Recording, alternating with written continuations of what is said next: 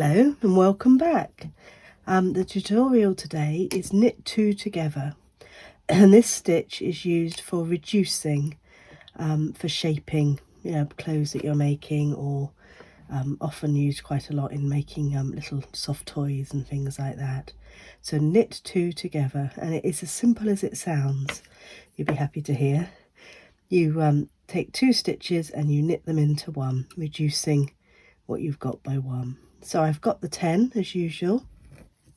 I'm going to get the needle into the knit position, pop it through the two stitches there, and you take the yarn from the back as usual for knit, and then you do the knit and just shunt them off the needle there, and you've reduced it by 2. So I've now got 9 stitches on my needles.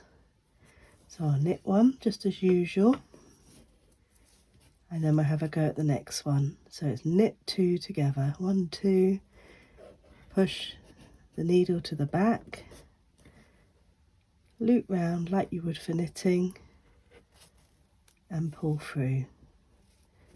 There we go. I'll knit and just a plain knit for the next one, and then we'll do another knit 2 together, needle through,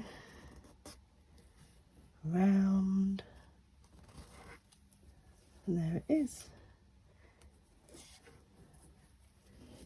So I'll whiz through to the purl, because I'm doing knit and purl on this stocking stitch. This is used in the Easter egg tutorial that I've done, the knit 2 together, when we're reducing for the top of the egg. That was with cotton, and that got quite tight, so I'll show you a method I used to get the needle through. I'm not using these big chunky ones, obviously. So that's your purl row, and then we'll start again.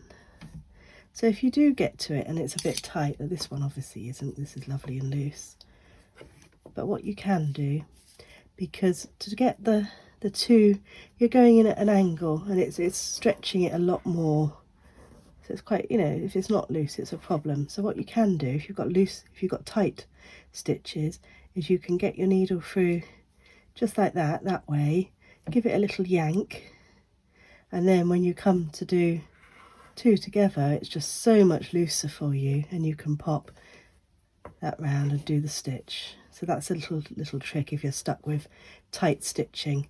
So 2 stitches, needle through to the back as you would for knitting, round, find the stitch and push over.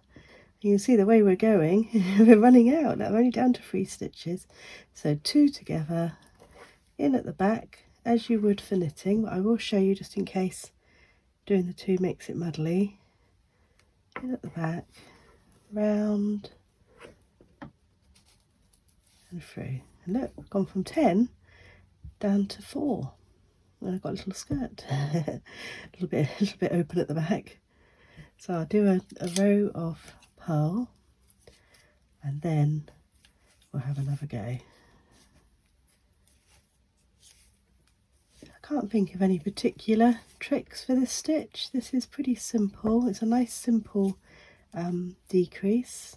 Oh, the only trick that I do use, as you see, it's knit 2 together. You can get purl 2 together, and that's not too bad. But if I'm knitting a jumper, and this is like a reduction for a part of it, I will try and get it to hit on the knit row if possible. Any changes are easier on the knit row, and most patterns know that and will do that for you. Some don't, and I have been known to delay an increase or a decrease to a knit row, and as long as it's nearly in the same time period, it doesn't make any difference really. None of it's an exact science. So do the knit 2 together, make sure I've got 2 stitches, needle in at the back like that, like you would to normally knit, round the stitch and hold it, pull through.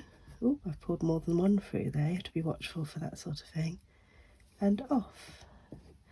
Last 2 through to the back like as if you're knitting, round,